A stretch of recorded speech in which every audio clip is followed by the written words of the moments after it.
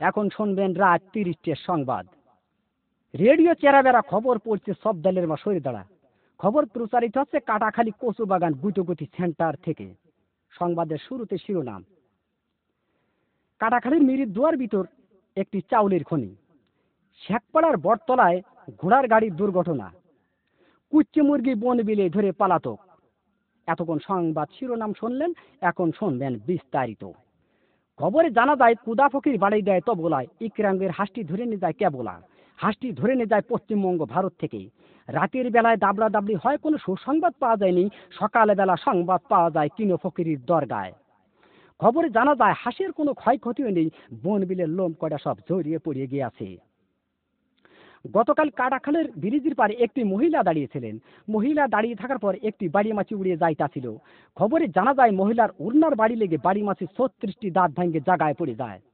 এরপরে বাড়ি মাছিটি দুঃখ প্রকাশ করেন যে তিনি দাঁত দিয়ে কিছু চাবিয়ে খেতে পারছেন না। আমাদের কদবেল হায়দার বাড়ি মাছির দাঁত লাগানোর জন্য ৩৬ লাখ টাকা পুরস্কার প্রদান করেন। গতকাল কাটাখালীর মির দুয়ার ভিতরে একটি চাউলের খনি পাওয়া গেছে। তাতে ৩.৫ চাউল পাওয়া গেছে, আরো পাবো বলে আশা করা যাচ্ছে। এসব চাউল তোলার জন্য আমাদের শেখপাড়ার মণিকুমার যতগুলি সব ঠিক করা হয়েছে। আমাদের আমরা আলী বলেছেন এই চাউল বাংলাদেশে থাকলে পারে বাংলাদেশের অভাব অনটন বেশি পরিমাণ বেড়ে যেতে পারে। এই জন্য এই চাউল বিদেশে যাবে বলে 4টি পোস্টার জাহাজ আমাদের কাটাখালের ব্রিজ ঘাটায় ঘষাঘষি করিতেছে। গতকাল বঙ্গোপসাগরে আগুন লেগে পানি পুড়ে ছারকার হয়ে যায়, মাছের কোনো ক্ষয়ক্ষতিও নেই, শ্যাওলা কড়া নিরাপদ জায়গায় আছে। আগুন লাগতে লাগতে উপকূলের কাছাকাছি গেলে আমাদের কাঁঠাল চৌধুরী বলেছেন এই আগুন উপকূলের কাছাকাছি গেলে বহুত ঘর বাড়ি পুড়ে যাওয়ার সম্ভাবনা রয়েছে। এই আগুন নিবানোর জন্য আমাদের মাগুরার তরফ থেকে 7 বস্তা পেট্রোল ও 14 বস্তা কেরোসিনের তেল পাঠানো হয়েছে। গতকাল আরিচার ঘাটে একটি হাতি যাইতাছিল। হাতি যাওয়ার পরে ফেরিখানা নষ্ট হয়ে যায়। 15-16 খানা বাস বুঝাই সত্ত্বে হাতির পিঠের পার ফেরিটি তুলে দেওয়া হয়েছিল। হাতিটি নিমিজিমি করে যাইতাছিল, এক রয় নামাজের পাড়ায় হাতি চ্যাপ্টা হয়ে গেল। রয় নামাজের পাড়ায় হাতি চ্যাপ্টা হয়ে গেলে বাস কয়েকখানা দরদর করে পানির ভিতর পড়ে যায়।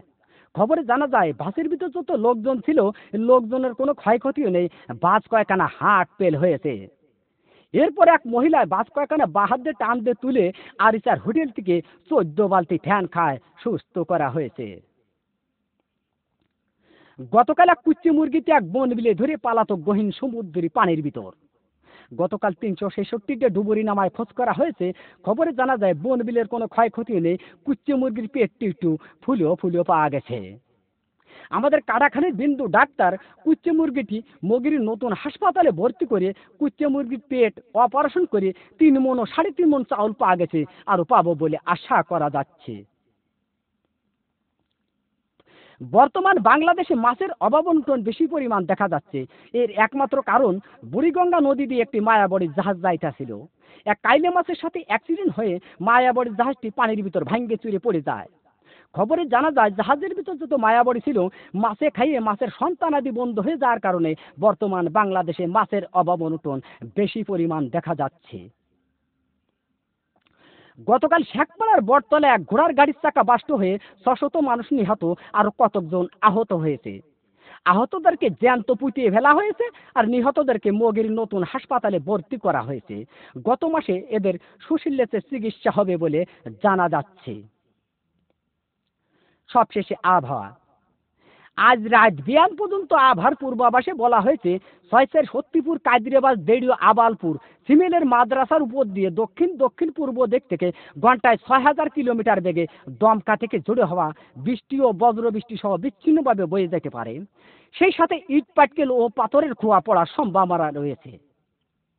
এইসব এলাকার বাস, ট্রাক, মাইক্রো ও কার গাড়িকে 1 নম্বর সতর্কতা সংকেত দেখিয়ে যেতে বলা হয়েছে।